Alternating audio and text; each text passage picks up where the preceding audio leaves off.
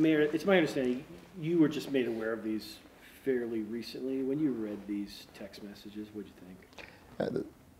They were inappropriate. They were too familiar, too casual. Banter between a friend and a boss that doesn't excuse the fact that they were inappropriate. And my first response was take responsibility and apologize to Detective Branch Wise. Have you had that chance to do that? Only through cameras. I have not. I hope she affords me that opportunity to do it personally. What would you tell her? I'm sorry. I wish I'd known 6 years ago that our casual banter was offensive to you, was unwelcome. If I had known that 6 years ago, obviously I wouldn't have sent them, and I would have apologized then. Do you regret some of the language you used? Absolutely. Listen, I should never blur the line between being a friend and a boss, and I did here. I sent inappropriate exchanges, by the way, that were not sexual advances, but just inappropriate and too familiar and too casual. You know, do you think it was just an issue of you just being too casual with her? Yes. I spend an inordinate amount of time with my security detail. More time than I spend with my own family. We're constantly, we're doing 12, 14-hour days, 6 days a week, going from event to event. And we tease, we joke, they keep me loose. And you do that every day for 7 years, or for a full year, for the time that Detective Branch Wise was on the detail. Your walls come down a little bit. You become a little more casual. It was a tremendous lesson for me, but certainly not one in which I want to create an unwelcome and uncomfortable position for anyone. This was obviously a number of years ago. You don't remember sending these text messages? I remember casual banter. Particular messages, I haven't read all of them. No, and I don't have any of the messages from 6 years ago. I don't know if I have messages from 6 months ago between people, but either way, it was a valuable lesson for me and a valuable lesson for me to share with my team. Be mindful how you communicate with each other, as well as with my children. I get the sense that I don't want to put words in your mouth, but I get the sense that you're appreciative that she's come forward now. That that you think this is helpful. Detective Branch Wise showed courage in 2012 when she came forward, and I believe she's showing courage now. This cannot be easy for her. Certainly not easy for me. But I'm glad that I get a chance to address it and a chance to take responsibility and apologize. Do you ever have a physical relationship with this woman? No, no. It didn't characterize our relationship. We were co-workers, we were friends, and it was never about a sexual relationship.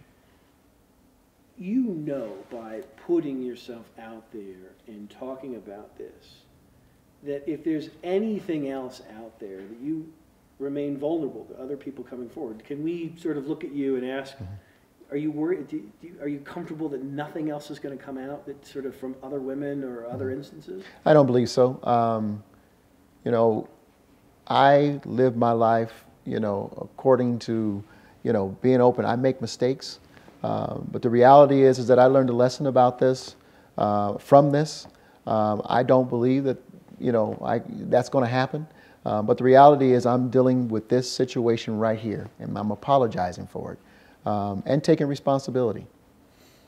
The fact that she's still a police officer in the city of Denver and thus sort of subject to some regard to your leadership, is that appropriate? I mean, and do you think that there's ways to deal with that at an appropriate level that, you can deal with it on a professional level now, being mayor and she's still a police officer? Oh, yes. There are 1,500 police officers on the Denver Police Department.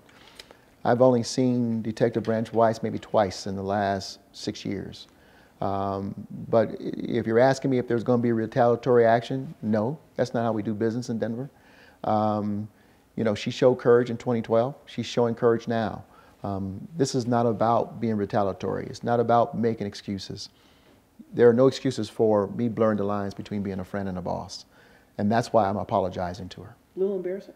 Yes. Why? You have to, apologizing to my wife and family. to Detective Branch Wise, to the people of Denver. This role I play in my family and for the people of Denver is very, very sacred and important to me. I give it everything I have. And I never want to embarrass this city, and I certainly don't want to embarrass my wife and children. I've done that here.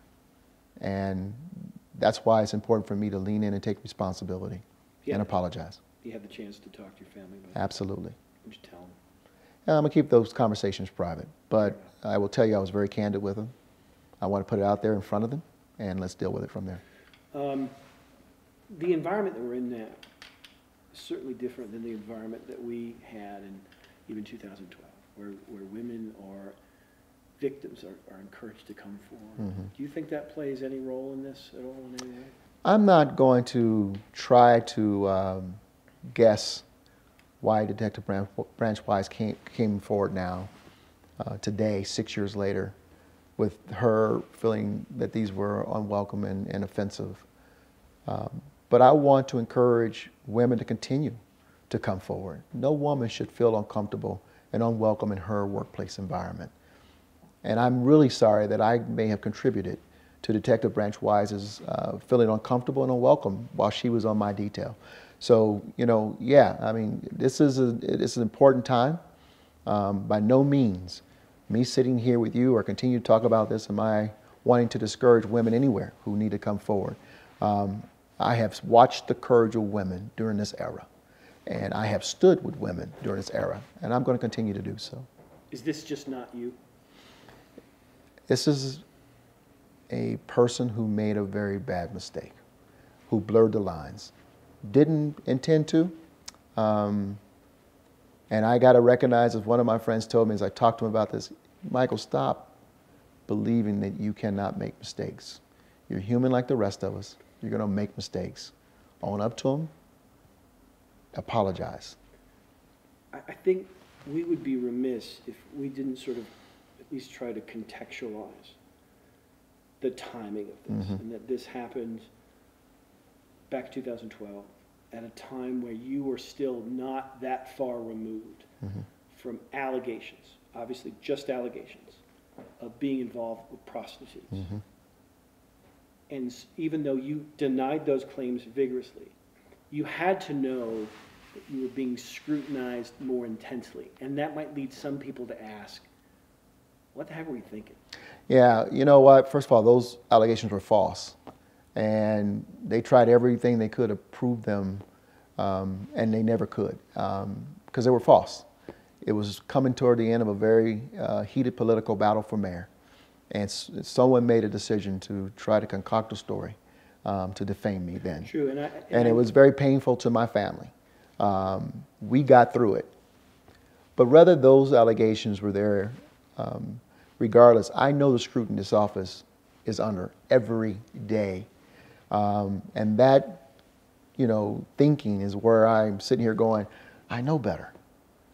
But whether that scrutiny or not doesn't excuse the fact that I should not blur the lines between a friendship and being the boss.